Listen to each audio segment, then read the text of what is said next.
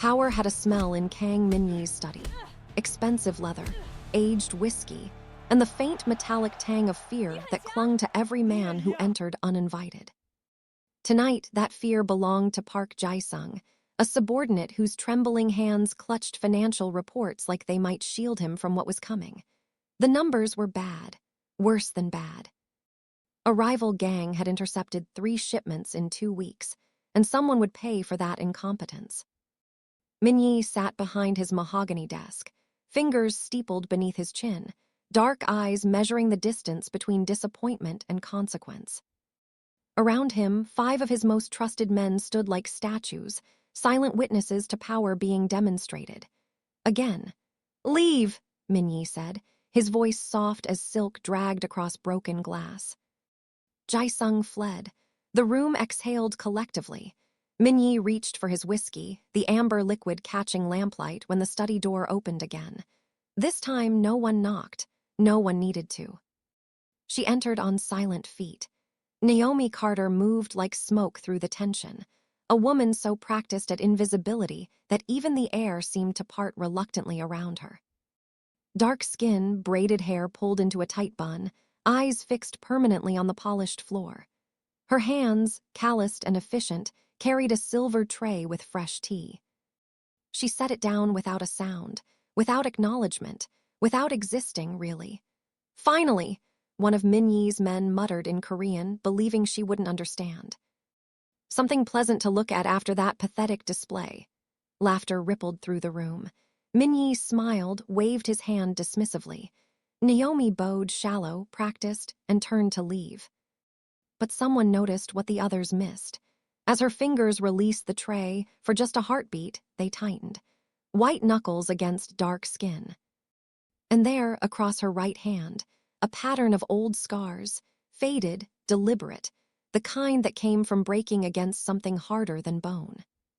Then she was gone, the door clicking shut behind her like a secret being kept.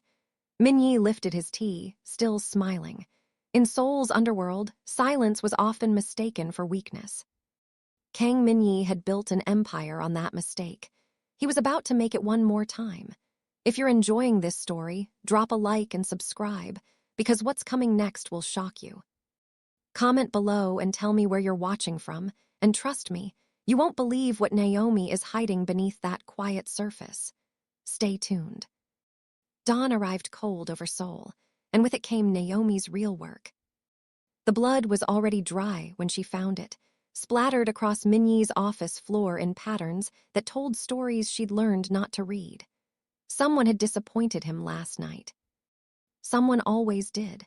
She knelt with her bucket and brush, scrubbing away evidence of business meetings that ended with cleanup instead of handshakes. The other maids avoided her during these moments. They whispered in Korean when they thought she couldn't hear, their words dripping with the particular cruelty reserved for outsiders. Black woman, foreign devil. American trash who probably couldn't find better work. Naomi understood every syllable. She simply chose not to respond. "You work too hard for what they pay you," came a gentle voice behind her. "Mrs." Han stood in the doorway, the elderly head housekeeper whose wrinkled face held more kindness than this mansion had ever deserved. She was the only person who called Naomi by name instead of the American, or worse. "Hard work keeps me invisible," Naomi replied, wringing blood-pink water into her bucket. "Invisible keeps me safe." Mrs. Han's eyes lingered on Naomi's hands, those scarred, capable hands that moved with precision even while performing menial labor. "Invisible," she repeated softly. "Or hiding." Naomi didn't answer, couldn't answer, because Mrs. Han was right, and the truth was a luxury she'd abandoned 5 years ago along with everything else. Across the mansion, Min-yee was just waking in silk sheets worth more than Naomi's yearly salary. His ribs ached from last night's interrogation, not from receiving blows, but from delivering them. He'd learned young that leadership in his world required constant demonstration. His father had ruled through fear, his grandfather before him. Violence was inheritance, passed down like the family name. He stood before floor-to-ceiling windows overlooking Seoul's glittering skyline, a city that bowed to men like him. Behind him, his enforcer Di Hyun and Lieutenant Jaiwon entered without knocking, privilege earned through loyalty and ruthlessness. "The park situation is handled," Di Hyun reported, his voice flat, professional. He was a weapon Minyi had honed personally, all efficiency and no conscience. Jaiwon, younger and ambitious, leaned against the doorframe. Wang is asking for another meeting. He's getting bold. Minyi's jaw tightened. Wang represented everything he despised. New money, no respect for tradition, weakness disguised as diplomacy. "Let him ask. Power isn't taken, gentlemen, it's demonstrated. Every single day." The words were his father's and his father's father's, an echo of brutality stretching back generations. Minyi had never questioned them, never needed to. He thought of last night's subordinate, trembling with those pathetic reports. He thought of the lesson delivered with fists and fear. And he thought briefly of the quiet maid who'd cleaned up the aftermath without flinching. People were tools, some broke, some endured, none mattered beyond their function. That evening, while Minyi dined on Wagyu beef and aged wine, Naomi sat alone in the servant quarters eating rice and banchan that had gone cold hours ago. The room was bare, a mattress on the floor, a single window overlooking the service alley, walls thin enough to hear the other maids laughing in the adjacent room. Laughing about her, probably. She stared at her hands in the dim light, those scars that wouldn't fade no matter how much time passed. Each one a memory she'd tried to bury, bright lights, roaring crowds. The thunder of her name chanted by thousands. Nightshade, nightshade, nightshade. The smell of leather gloves and sweat-soaked canvas. The weight of championship belts she'd earned with blood and brilliance. The intoxicating rush of being unstoppable, untouchable, unbeatable. And then, the silence after her final fight. The ambulance sirens. The opponent who didn't wake up for 3 days. Naomi closed her eyes, whispered the same prayer she'd repeated every night for 5 years. Never again, that person is gone. She's gone, but her hands remembered. They always remembered. A knock interrupted her meditation. Mrs. Han entered carrying a small blanket, concern etched in every line of her weathered face. She'd been with the Kang family for 30 years, had watched Minyi grow from a cruel boy into a crueler man, had buried too many secrets in her quiet loyalty. "You were somewhere else just now," Mrs. Han said, draping the blanket across Naomi's shoulders. "Somewhere that puts shadows in your eyes. Just tired. Naomi SSI, Mrs." Han sat beside her, close enough that their shoulders touched. "I've worked in this house long enough to recognize ghosts. You carry them like I do." "Like everyone here does." She paused, choosing her words carefully. "But yours feel different, heavier." Naomi wanted to deflect, to smile and change the subject. Instead, she heard herself say, "I had another life once, before here, before Seoul. It was loud and bright and I was someone people noticed." Her voice cracked slightly. "I hurt someone, badly. So I ran, became no one, became invisible." Mrs. Han took Naomi's scarred hand in her own. "In this house, old lives have a way of catching up. Be careful." Men like Kang Minyi, they sense weakness like sharks smell blood, and they test it, always. "I know," Naomi whispered. "That's why I stay quiet, why I keep my head down, why I—" "Hide, Mrs." Han finished gently. "The question is, how long can you keep hiding before someone forces you to stop?" The words hung between them like prophecy. Neither woman knew the answer was 3 days. The business meeting started badly and deteriorated from there. Hwang Jinwoo arrived at Minyi's mansion with 6 armed men and the swagger of someone who'd forgotten his place. Young, hungry, and stupid, a dangerous combination in Seoul's underworld. He sat across from Minyi in the private dining room, rejected the offered whiskey, and smiled like a predator who just spotted weakness. "Your territory is shrinking, Kang SSI," Hwang said, dropping the honorific just enough to make it an insult. 3 intercepted shipments, word travels. People are wondering if you're still as sharp as your reputation suggests." Minyi's fingers tightened around his glass, but his face remained carved from stone. Around the table, Di-hyun and his other lieutenants sat rigid, waiting for the order to make this disrespect permanent. Wondering, Minyi repeated softly, is dangerous for one's health. So is complacency. H-Wang leaned back, fearless or foolish, the line between them razor-thin. I'm offering partnership. Merge our operations, share the profits, or, he shrugged, keep bleeding territory until there's nothing left worth protecting. The meeting ended with false smiles and veiled threats, the kind of confrontation that would require blood to resolve. But not tonight. Tonight, H-Wang walked out alive, and that fact burned in Minyi's chest like swallowed acid. By evening, Minyi was 3 whiskeys deep and spiraling. His inner circle gathered in the dining room, Di-hyun, Jaiwon, and 4 others who'd proven their loyalty through violence. They spoke in low tones about H-Wang's disrespect, about responses that would send messages carved into flesh. But Minyi barely heard them. His pride was wounded. In their world, wounded pride was fatal if left untreated. We need something to lighten the mood, boss, Jaiwon suggested, noting Minyi's darkening expression. Entertainment. Naomi entered then, carrying their dinner on silver trays. She moved through the room like a ghost, setting plates with practiced efficiency. Invisible, always invisible. Until Minyi's alcohol-soaked gaze landed on her. Something about her silence, her downcast eyes, her complete submission, it irritated him tonight. Reminded him of his own powerlessness during H-Wang's visit. She was safe, controllable, a perfect target for reasserting dominance. You, Minyi said suddenly.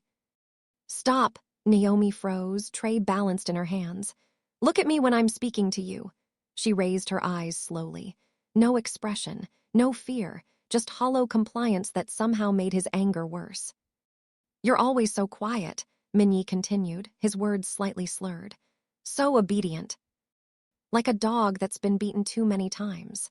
His men shifted uncomfortably. They'd seen this mood before, knew where it led. Tell me, do you even know how to speak? Or did they train that out of you along with your dignity? I speak when spoken to, Mr. Kang, Naomi replied, her voice soft, accent neutral.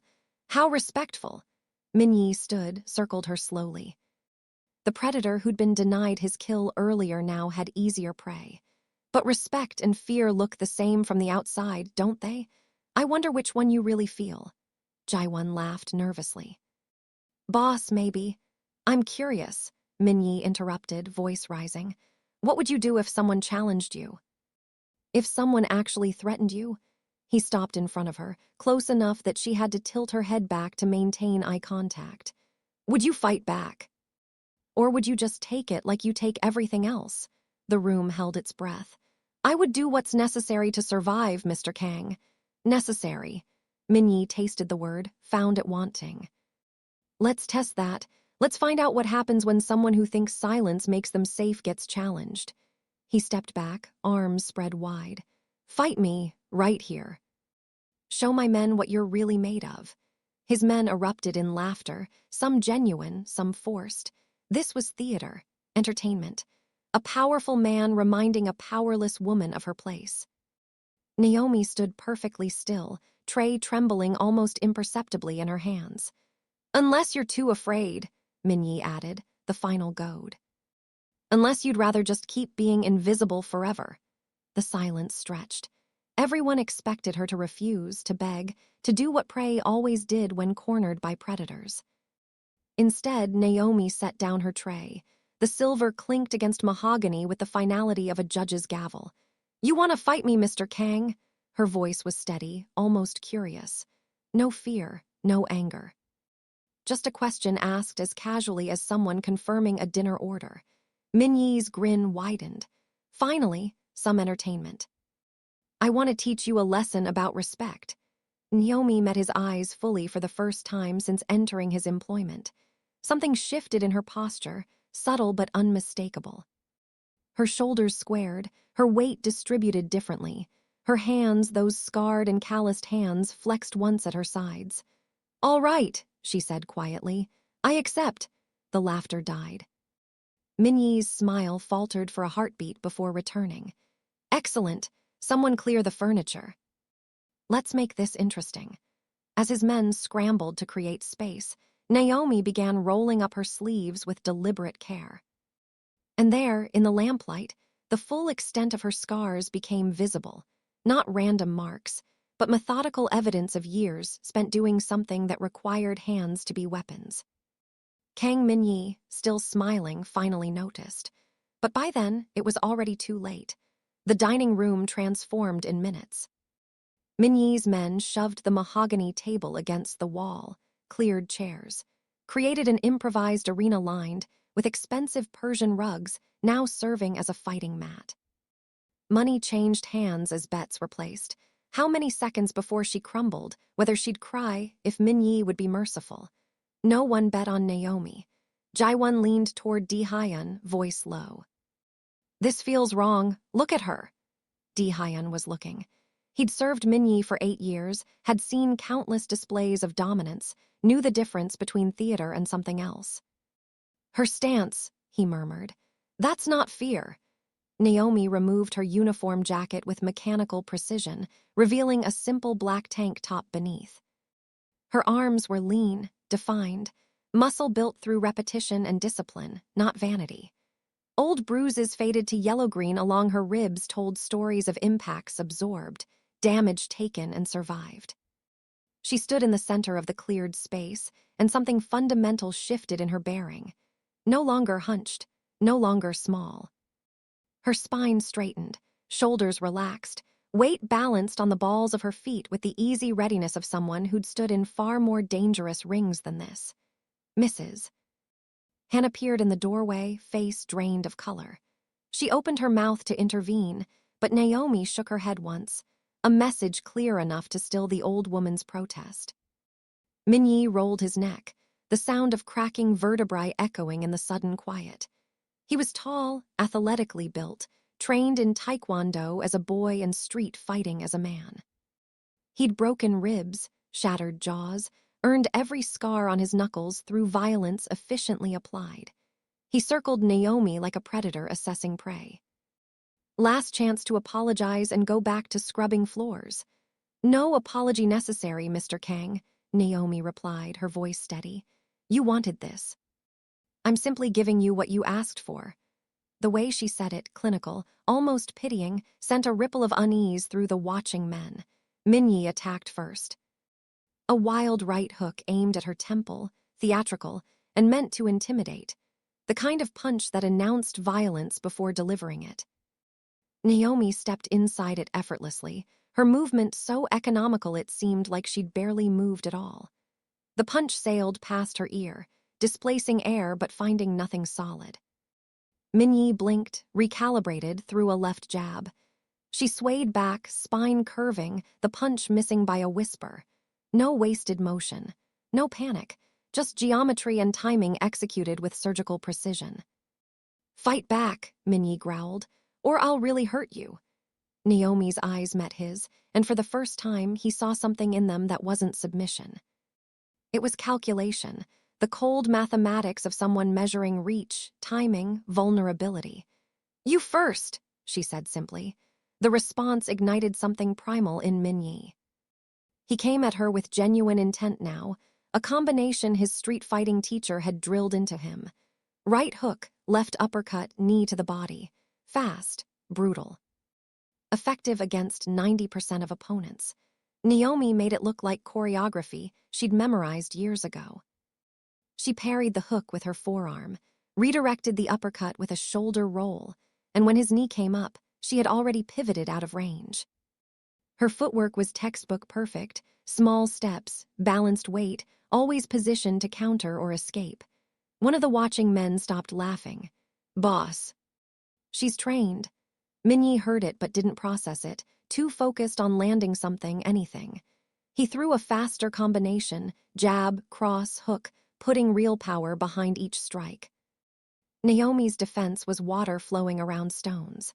She weaved, slipped, blocked with minimal effort, reading his rhythm like sheet music. Her hands moved in tight, controlled patterns, protecting her head and body with the economy of someone who'd faced thousands of punches and learned to waste nothing. What the hell? Jaewon breathed, his earlier amusement gone. Di-hyun's jaw tightened. That's not self-defense training. That's professional.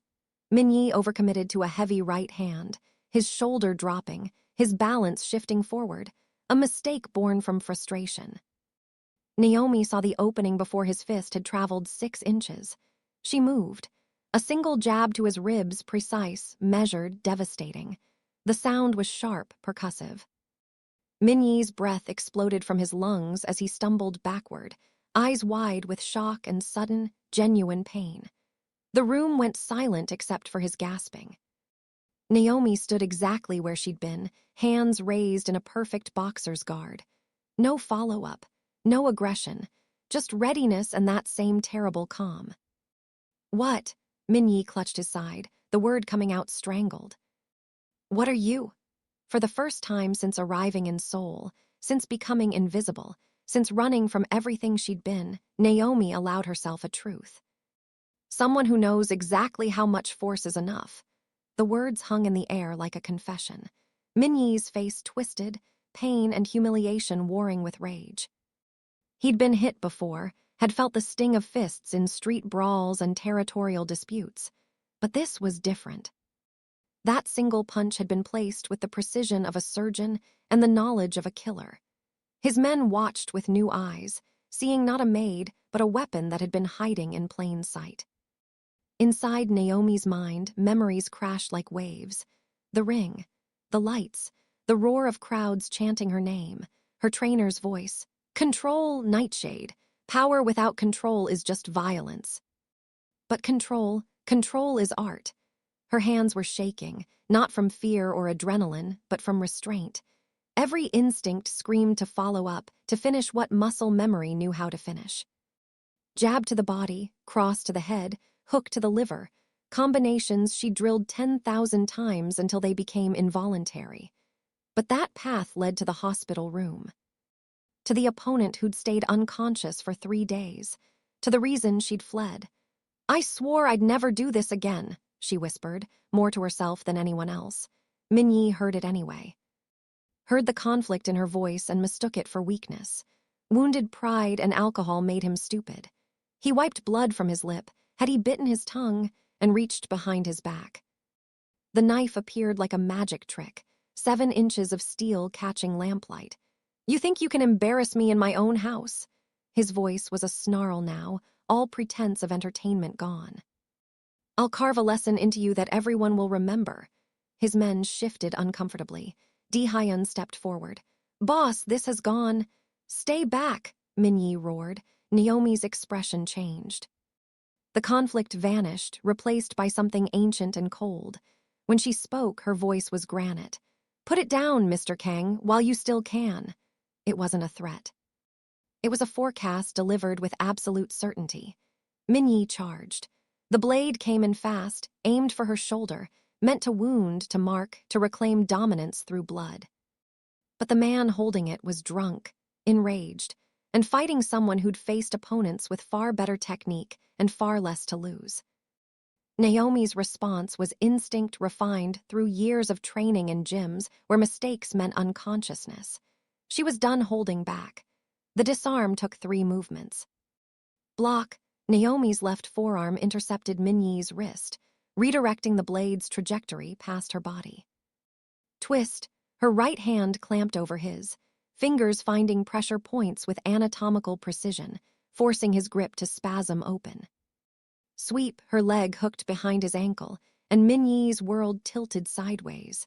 The knife clattered across marble flooring, spinning until it hit the far wall. Min-yi hit the ground a second later, breath knocked from his lungs, staring at a ceiling that seemed impossibly far away. Then Naomi was on him. What followed wasn't rage. It wasn't chaos. It was something far more terrifying, complete, absolute control. She mounted him with the efficiency of someone who'd ended fights from this position 100 times before. Her knees pinned his arms, her weight distributed perfectly to neutralize his strength advantage. And then came the strikes. Jab, cross, hook, body, head, body. Each punch landed with the sharp percussion of a hammer striking meat. Not wild, not emotional, clinical. Every strike placed with the precision of someone who understood human anatomy, the way surgeons understood incision points. Minyi tried to buck her off, but she rode the movement like water over stone. He tried to twist, but her base was immovable. He tried to protect his face, but his arms were trapped, and her fists found every opening with mechanical inevitability. Jesus Christ, Jaiwon breathed, taking an involuntary step backward. She's going to kill him. Dehyun's hand moved toward his concealed weapon, but he froze. Something about the way Naomi moved stopped him, not threat of retaliation, but recognition of mastery. This wasn't murder. This was something else entirely. That's professional boxing, Dehyun whispered, the words carrying weight. Championship level. Naomi's fists continued their rhythm, and with each impact, memories exploded behind her eyes. 5 years earlier, underground fight club in Detroit. Concrete floors, chain-link cage, crowd pressed shoulder to shoulder screaming for blood. The air thick with sweat, beer, and desperation. This was where fighters came when legitimate boxing wouldn't have them. Too dangerous, too brutal, too hungry for victory at any cost. The announcer's voice boomed. Introducing with 23 wins, 0 losses, 20 knockouts, the undefeated, the unstoppable, the Nightshade, Naomi Carter. The crowd erupted. Nightshade. Nightshade. Nightshade. She'd walked to the ring in a black hoodie, hands wrapped in tape stained with old blood, other people's blood. Her trainer, Marcus, an ex-heavyweight with hands like sledgehammers and a heart that still believed in redemption, gripped her shoulders. You're not just good, Naomi, he said, his voice rough with pride and worry. You're dangerous, remember that. Dangerous means responsibility. But in the ring, responsibility disappeared beneath the roar of the crowd and the primal satisfaction of dominance. Her opponent that night, a local champion who'd made the mistake of calling her out publicly, lasted 4 rounds. 4 rounds of technical perfection, of combinations so clean they belonged in textbooks, of power controlled and deployed with surgical efficiency. When he fell hard, and he didn't get up. Not for 3 days. Naomi remembered sitting in the hospital hallway, hands still wrapped, listening to doctors talk about brain swelling and induced comas and uncertain outcomes. She remembered the moment she understood. Her perfection had become someone else's tragedy. Marcus had found her there at dawn. He's going to live, but he won't fight again. Won't be the same. I did that, Naomi whispered, staring at her hands. You did exactly what you were trained to do. What we all do in that cage. Then I can't do this anymore. She'd walked away from everything that night. The undefeated record, the championship belts, the money, the name that made crowds roar. She'd disappeared so completely that people thought Naomi, Nightshade, Carter had died. In a way, she had. Present Naomi stopped. Her fist hung in the air, trembling, inches from Minyi's bloodied face. He was conscious but dazed, eyes unfocused, breathing ragged. She could end this. One more strike, placed with the knowledge of where skulls were thinnest, where jaws broke easiest, where unconsciousness became something permanent. The old Naomi would have.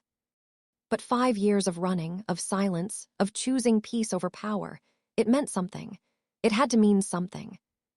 She released him and stood, stepping back with the same controlled movements that had defined the entire fight. Minyi lay on the floor, gasping, humiliated, broken in ways that had nothing to do with his injuries. The room was frozen. No one moved. No one breathed. Naomi looked at her hands, those scarred, capable hands that had just proven they hadn't forgotten a single lesson. Blood stained her knuckles, not hers. I left that world, she said, her voice carrying in the absolute silence, because I hurt someone who didn't deserve it. She looked down at Minyi, her expression unreadable. But you've earned every second of this. She moved toward him again, and every man in the room tensed. But instead of violence, Naomi knelt, bringing her face close to his. I came to Seoul to escape violence, built a new life, became invisible, chose silence. Her voice was barely a whisper, but it carried the weight of absolute conviction. "You dragged me back into the ring, Mr. Kang. You pulled the fighter out of someone who'd buried her." Minyi's eyes focused enough to truly see her for the first time. Not a maid, not a servant. Not prey, something far more dangerous, someone who'd chosen mercy and had that choice ripped away. "Who?" He coughed blood. "Who are you?" Naomi stood, looked at the watching men, at Mrs. Hand still frozen in the doorway, at the room that had witnessed a truth she'd tried to bury. "5 years ago in Detroit, they called me Nightshade, 23 and 0. I walked away because I was too good at hurting people." She flexed her hands, watching her own knuckles split and bleed. "I'm not that person anymore. And you're not worth becoming her again." She turned toward the door. "Wait," Minyi gasped, his pride wounded deeper than his body. "You can't just—" "I can," Naomi interrupted, not looking back. "Because unlike you, I know when I've made my point. I don't need to keep demonstrating power. I just need to survive." She walked past Mrs. Han, past the stunned enforcers, past everything she'd tried to leave behind. But even as she moved, she felt it. The old rhythms still pulsing through her muscles, the training still sharp, the fighter still alive beneath the silence. Kang Minyi lay on the floor of his mansion, tasting blood and understanding for the first time what it felt like to be powerless. He hadn't challenged a maid. He had challenged a ghost, a legend. Someone who'd chosen to disappear, rather than continue being what she was best at. And now that ghost was walking away, leaving him with a truth more devastating than any punch. The most dangerous people aren't the ones who crave violence. They're the ones who fear their own capacity for it. The silence in Minyi's mansion lasted exactly 7 seconds. Then reality crashed back. Di Hyan and another enforcer rushed to help Minyi to his feet. He shoved them away with whatever dignity he could salvage, standing on trembling legs, one hand pressed against ribs that screamed with every breath. Blood dripped from his split lip onto imported Italian tile. His men wouldn't meet his eyes. That was the worst part. Not the pain radiating through his body, not the humiliation of being dominated in his own home, but the way his carefully cultivated fear had evaporated. They'd seen him broken. Witnessed their invincible boss reduced to gasping helplessness by someone they'd all dismissed as beneath notice. In the criminal underworld, perception was everything. And perception, once shattered, could never be fully restored.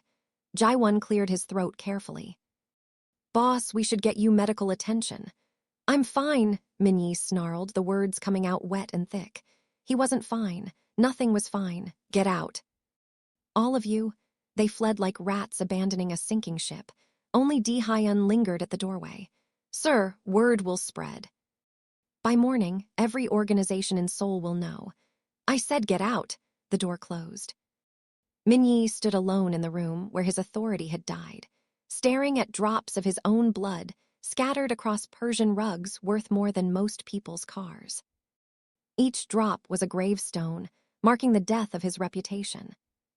He stumbled to his study, poured whiskey with shaking hands, drank until the physical pain dulled enough to feel the emotional devastation beneath. A maid had done this. An invisible, silent woman he'd barely considered human had destroyed him in minutes. No, not a maid. Nightshade. A fighter. A weapon hiding in plain sight. The rage came then, hot and poisonous.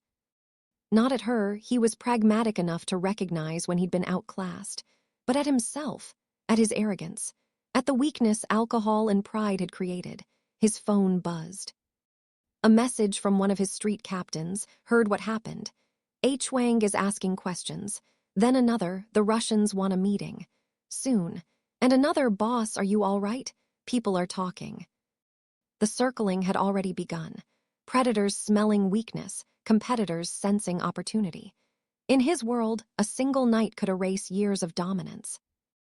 Minyi looked at his reflection in the darkened window, bruised, bloodied, diminished. Then he made the decision that would define everything to come. If he couldn't restore his reputation through strength, he'd restore it through cruelty. 3 floors below, in the servant quarters, Naomi sat on her mattress with her back against the wall, hands cradled in her lap. They wouldn't stop shaking. The adrenaline had faded, leaving behind a familiar emptiness she'd last felt 5 years ago. That post-fight hollowness when the crowd's roar disappeared and all that remained was the damage done, the line crossed, the person she'd promised never to become again. "I became her," Naomi whispered to the empty room. "I swore I never would, and I became her anyway." The door opened. Mrs. Han entered carrying a first aid kit, her weathered face creased with worry and something else. Fear, perhaps, or recognition of a truth that changed everything. She sat beside Naomi without asking permission, took those trembling, bloodied hands in her own, and began cleaning the split knuckles with gentle precision. "You tried to warn me," Naomi said. "About old lives catching up. I've seen many things in this house, child. Violence, cruelty, men proving their power through pain." Mrs. Han wrapped gauze around Naomi's knuckles with practiced care. "But I've never seen anyone fight the way you fought tonight. Like violence was a language you spoke fluently but wished you'd forgotten." "I did forget, or tried to." Naomi closed her eyes. "For 5 years I was no one, just survived, stayed invisible. And in 3 minutes I threw it all away." "You survived," Mrs. Han corrected firmly. "He gave you no choice. There's always a choice. I could have refused, run, quit. And then what? Let him humiliate you until you broke. Let him think silence meant you were his to torment." The old woman's voice carried an edge Naomi had never heard before. "I stayed silent for 30 years. Watched things I should have stopped, became invisible to survive." Her hands tightened around Naomi's. "Don't mistake survival for virtue. Sometimes fighting back is the only moral choice left." Before Naomi could respond, footsteps approached, heavy, urgent. Dee Hyun appeared in the doorway, his expression unreadable. "Ms. Carter." "You need to come with me." Ice flooded Naomi's veins. "Why?" "Mr. Kang wants to see you."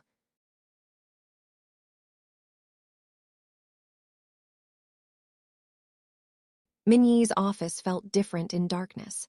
Less like a seat of power, more like a confessional where sins were catalogued and punishments assigned. He sat behind his desk, face cleaned but bruised, moving with the careful stiffness of broken ribs. His eyes were clear now, the alcohol burned away, replaced by cold calculation. "Sit," he commanded. Naomi remained standing. She'd submitted enough for one lifetime. Minyi's jaw tightened, but he didn't press. "I had my people look into you." Naomi Carter disappeared from underground boxing circuits 5 years ago after putting a man in the hospital. The Nightshade, 23-0. Youngest champion in the Midwest Circuit's history. He leaned forward despite the pain it caused. "You were legendary. People still talk about you. That person doesn't exist anymore." "Clearly, she does." Minyi gestured at his ruined face. "You embarrassed me tonight, made me look weak in front of my men. In my world, that's unforgivable."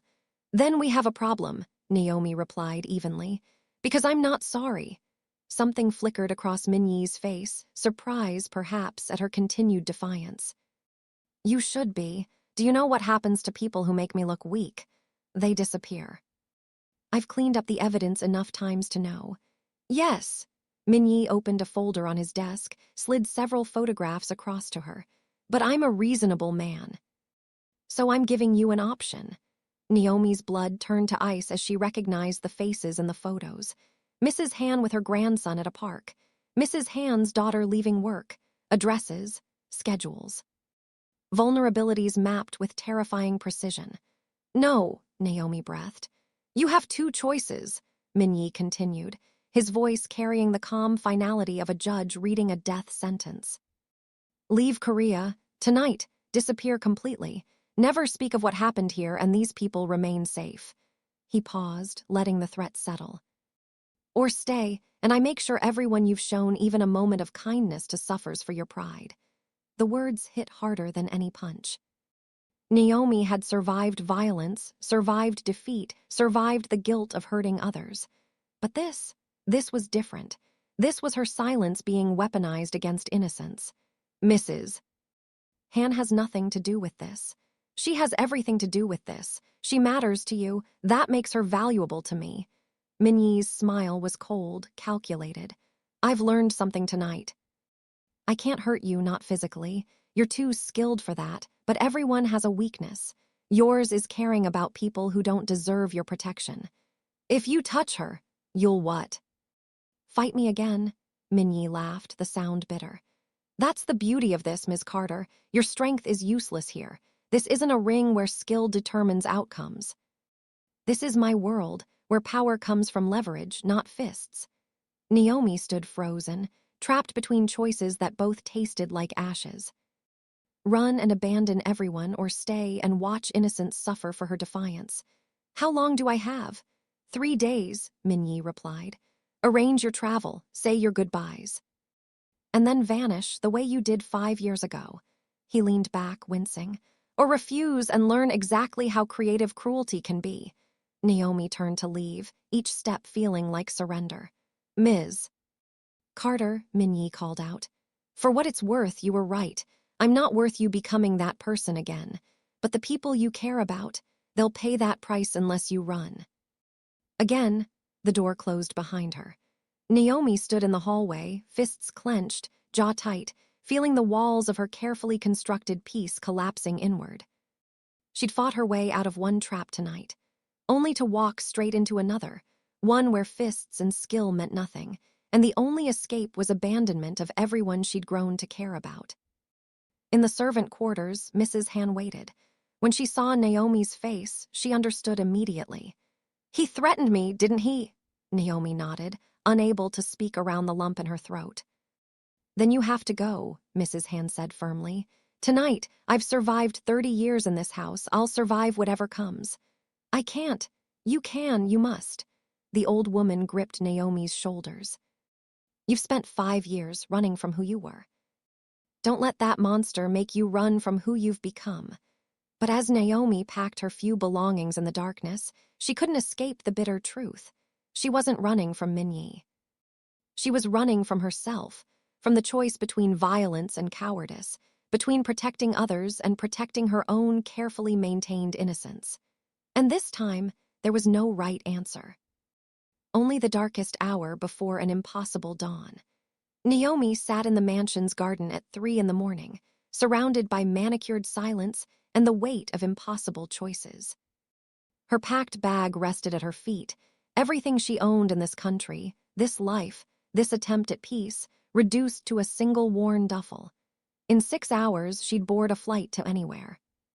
Become invisible again. Let Mrs. Han face whatever cruelty Minyi devised. Survive by abandoning everyone who'd shown her kindness. The pattern of her life, repeating. Footsteps on gravel made her turn. Not Mrs. Han. Not Minyi's enforcers coming to ensure her compliance. Di-hyun emerged from the shadows, hands visible and empty, a gesture of peace in a world built on violence. You're up late, Naomi said quietly. Or early. I never sleep much. He sat on the garden bench across from her, careful to maintain distance. I saw what you did tonight. But I also saw what you didn't do. I beat your boss half to death. You stopped, Di-hyun corrected. You could have killed him, should have, by any logical measure. He pulled a knife on you. Self-defense would have been clean. He studied her in the moonlight. But you chose mercy. In my 8 years serving Kang Minyi, I've never seen anyone choose mercy when they had power. Naomi said nothing, unsure where this was leading. He's planning something worse than exile, Di-hyun continued, voice low. I know him. He won't just let you leave. His pride is too wounded. He'll hurt Mrs. Han anyway, just to prove he can. Just to ensure the story ends with his victory, not yours. The words confirmed Naomi's darkest fears. Then I stay and protect her. You can't fight leverage with fists. He'll always have hostages, always find new pressure points. Di-hyun leaned forward. But there are others like me, men tired of serving fear. Tired of watching cruelty for cruelty's sake. Why are you telling me this? Because I enlisted to serve power, not tyranny. There's a difference. His jaw tightened. Minyi's paranoia is spiraling. Tonight proved he's vulnerable, and now he'll lash out at everyone to restore his image. Innocent staff will suffer. Mrs. Han will suffer. People who have served loyally for years will become examples. Naomi recognized the pain in his voice, the exhaustion of complicity, the weight of witnessing atrocities and calling it duty. "What are you asking me to do?" "I don't know yet," Dehyun admitted, "but running won't save anyone. It'll just mean you're not here when the consequences arrive." He left her with that truth, disappearing back into shadows. Naomi sat in the garden until dawn painted Seoul's skyline in shades of gold and smoke, turning his words over in her mind like stones that might reveal something precious underneath. The door to the servant quarters opened. Mrs. Han entered carrying tea, moving with the deliberate care of someone who'd made this ritual for decades. "You haven't slept," she observed, settling beside Naomi. "Can't. Every time I close my eyes, I see two paths. Both lead to people getting hurt." Mrs. Han poured tea with steady hands. "May I tell you a story?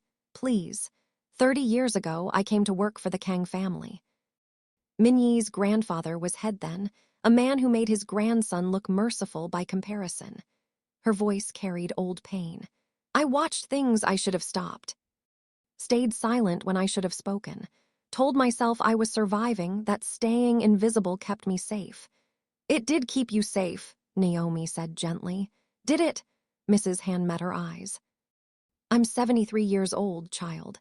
I've spent 30 years in this house, and I can count on one hand the nights I've slept without nightmares. That's not safety. That's slow death disguised as survival." She set down her teacup with finality. 20 years into my employment, a young maid, barely 18, was assaulted by one of Minyi's uncles. She came to me for help. I told her to stay quiet, to not make trouble, that speaking up would only make things worse. Mrs. Han's voice cracked. 3 days later, she took her own life. Left a note saying she couldn't live in a place where silence was more valued than justice. Naomi's throat tightened. "That wasn't your fault, wasn't it? I had a choice. Speak and risk everything, or stay silent and preserve my invisible safety. I chose silence. And a girl died because the only person she trusted chose comfort over courage." Tears tracked down Mrs. Han's weathered cheeks. "You've been running for 5 years. When does it end, Naomi? When do you stop letting fear make your choices?" "I'm afraid I'll lose myself again." "Become the person who hurts others."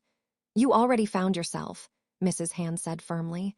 "Tonight you had power and chose mercy. You could have killed Minyi easily, but you stopped." "Do you know what that means? That I'm weak. That you've evolved. The Naomi from 5 years ago wouldn't have stopped. She fought for glory, for dominance, for the roar of crowds. But you, Mrs. Han gripped Naomi's scarred hands.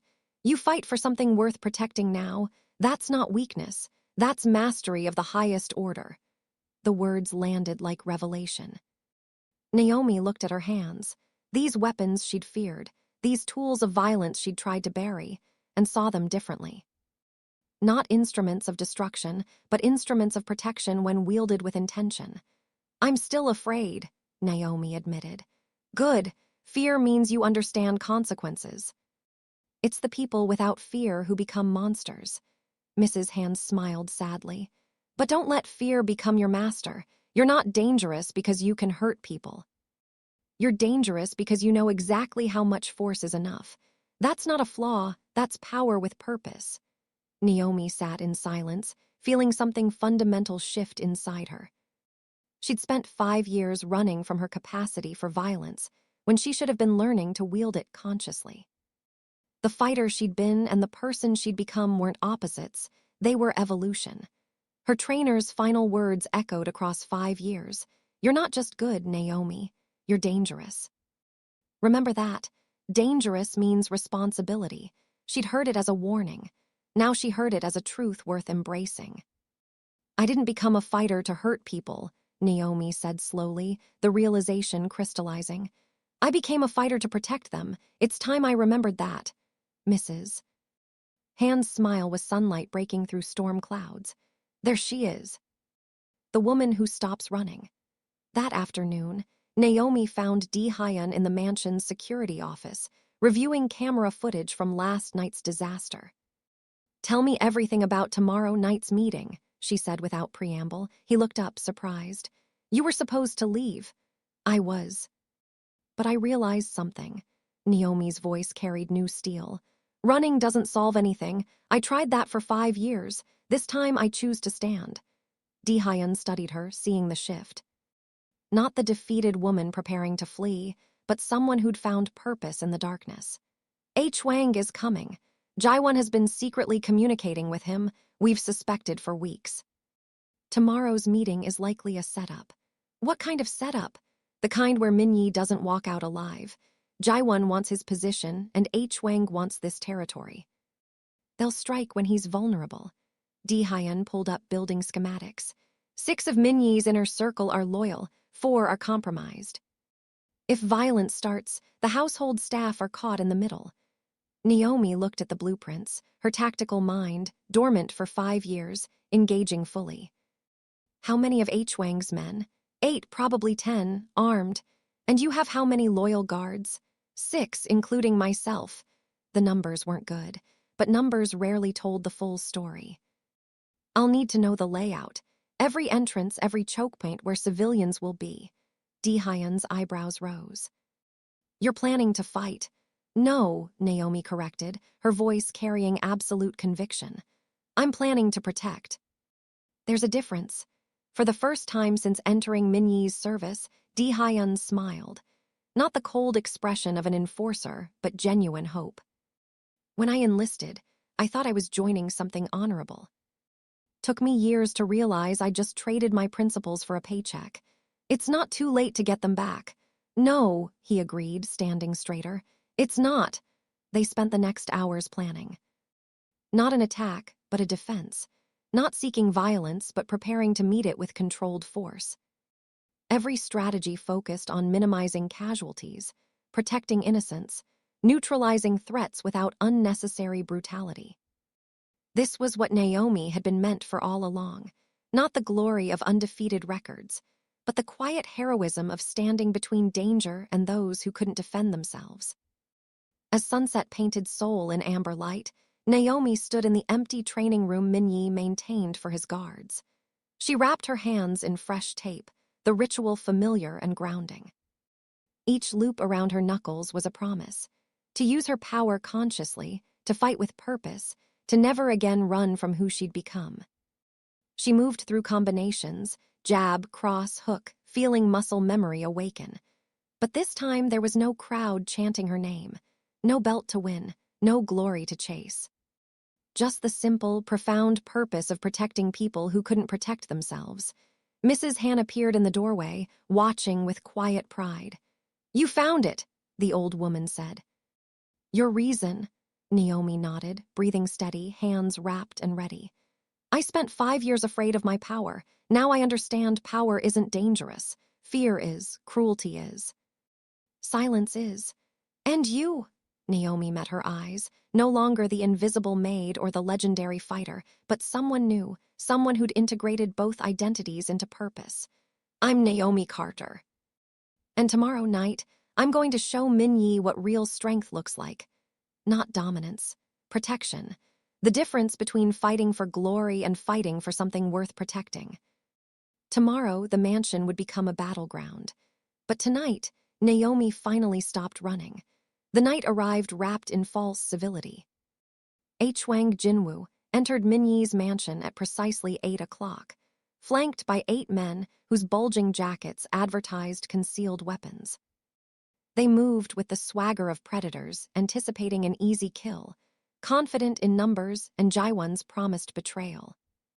Minyi received them in the main hall, moving stiffly from injuries not yet healed, his face still bruised beneath expensive cologne and forced confidence. His own men stood positioned throughout the room, some loyal, some compromised, none yet aware of how violently the night would fracture. "Wang SSI," Minyi greeted, the honorific acid on his tongue. "Thank you for coming." "Of course." Wang's smile was predatory. "We have so much to discuss: territory, partnership, the future." What he meant, your funeral arrangements. They sat at the mahogany table, the same one cleared 2 nights ago for Naomi's fight. Jaiwon served drinks, his betrayal hidden behind a servant's mask.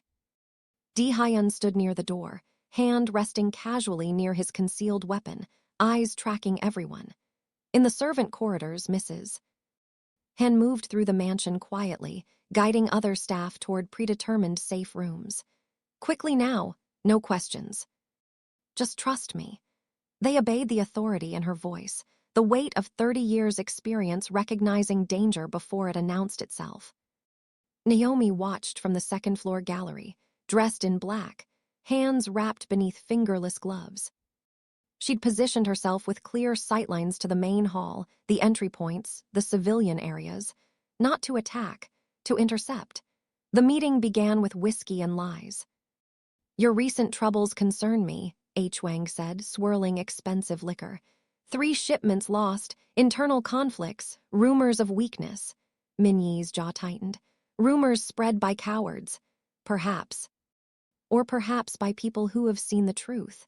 H. Wang leaned back, the casual gesture of someone who held all the cards.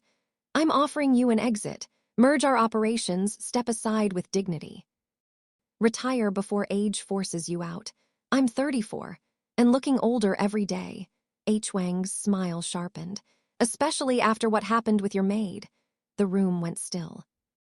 Minnie's hands clenched around his glass. Careful. Why, everyone knows, the great Kang Minyi beaten by a servant girl. H. Wang laughed, sharp and mocking. How does that conversation go? Fear me, I once lost a fight to someone who scrubs toilets. Jaiwon shifted uncomfortably. This wasn't the plan. H. Wang was supposed to be diplomatic until the moment of betrayal, not provocative and careless. Minyi stood, the chair scraping back. This meeting is over. No. H. Wang stood as well, and his 8 men moved as one, hands sliding toward weapons. This meeting ends when I say it ends. Jaiwon drew his gun, pointing it at Minyi's head. Sorry, boss, nothing personal. Just business. The remaining compromised guards revealed themselves, weapons drawn. Minyi's loyal men responded instantly. Di-hyun's gun appeared, 3 others followed suit. Suddenly, the room was a standoff. 13 guns pointed in a deadly geometry where one trigger pull would ignite a massacre. You've made a mistake, Minyi said quietly, staring at Jaiwon's betrayal. No, you made the mistake. You showed weakness. Jaiwon's hand trembled slightly, not from fear, but from adrenaline and ambition. In our world, that's fatal. H. Wang gestured casually. Kill him, kill anyone loyal to him. Take what's ours. The first shot shattered the standoff like glass. Chaos erupted. Gunfire thundered through the mansion's halls, muzzle flashes strobing the darkness. Minyi dove behind the table as bullets tore through wood and plaster. Di-hyun returned fire, his shots disciplined and precise, covering his boss while moving toward better position. Jaiwon's shot missed Minyi by inches, and the realization hit him. He'd chosen wrong. H. Wang wasn't here for partnership. He was here for conquest. Jaiwon would be eliminated next, a loose end tied off after serving his purpose. Upstairs, Naomi moved. She didn't run toward the gunfire like some action hero. She ran toward the sounds of screaming staff, toward the civilians caught in crossfire, designed to send messages written in innocent blood. 2 of H. Wang's men had split off, heading toward the servant quarters, where Mrs. Han was evacuating the last of the staff.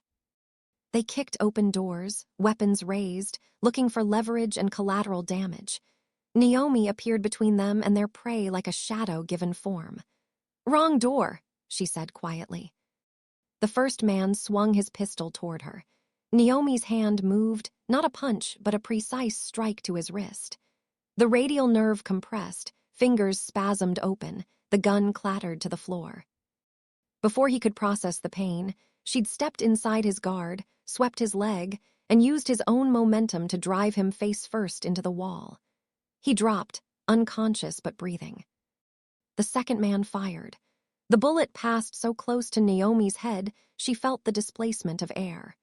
But she was already moving, weaving inside his effective range where handguns became liabilities.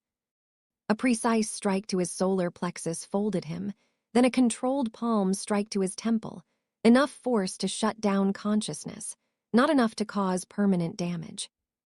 2 threats neutralized in 4 seconds. No wasted movement, no excessive violence, just surgical precision in service of protection. "Mrs. Han," Naomi called.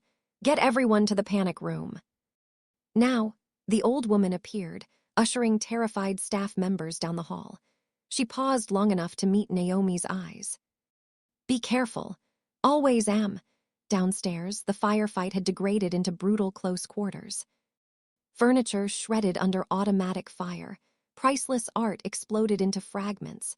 The mansion that represented generations of Kang power becoming a war zone. Minyi fought with the desperate efficiency of a man, with nothing left to lose. His ribs screamed with every movement. His bruised face ached. But survival stripped away pride and left only animal necessity. He'd retrieved a fallen weapon, was trading shots with H. Wang's men from behind an overturned table. Di Hyun fought beside him, loyalty proven in blood and brass casings. 3 of Minyi's guards were down, wounded or dead, no time to check. The math was turning against them. H. Wang crouched behind a marble column, grinning despite the chaos. "It's over, Kang." "Your empire dies tonight?" Then Naomi entered the main hall. She moved through the battlefield like water through stone, reading angles and lines of fire with trained precision. One of H. Wang's men spotted her, swung his weapon around. She closed the distance before he could acquire target, disarmed him with the same efficient brutality she'd shown upstairs, and used his body as a shield to reach the next threat. No bullets. No lethal force. Just devastating control that turned armed men into obstacles to be bypassed. Jaiwon, pressed against the far wall and realizing his mistake too late, watched in horror as Naomi systematically dismantled H. Wang's tactical advantage. "What the hell is she?" "Your worst nightmare," Di Hyun answered, grinning despite the blood streaming from a shoulder wound. "Professional." Naomi reached H. Wang's enforcer, a massive man with a shotgun who'd been laying down suppressing fire. She didn't try to match his strength. Instead, she redirected it, used leverage and technique to send him stumbling. A strike to the back of his knee buckled his stance, then a precise elbow to the temple rendered him unconscious. The shotgun clattered to the floor. Naomi kicked it away, then moved toward the next threat.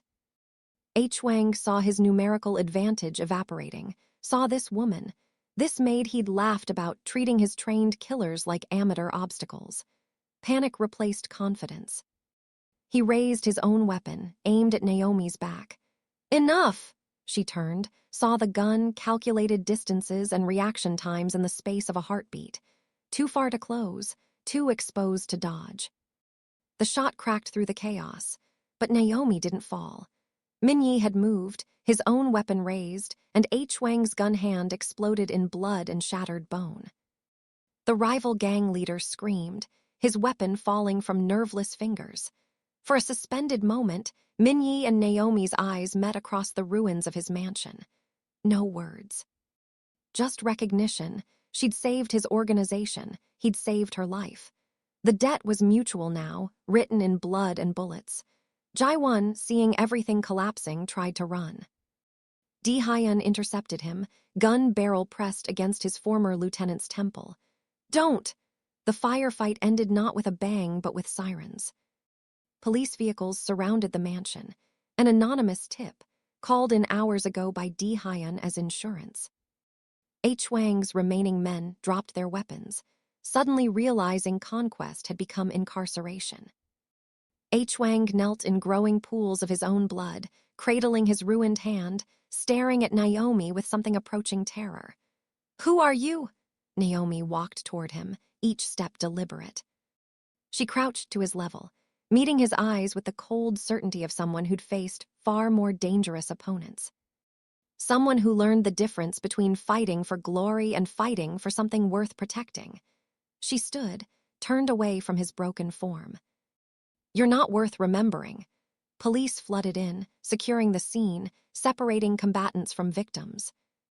Di-hyun quietly identified Jaewon and the compromised guards as the aggressors, his testimony backed by security footage he'd carefully preserved.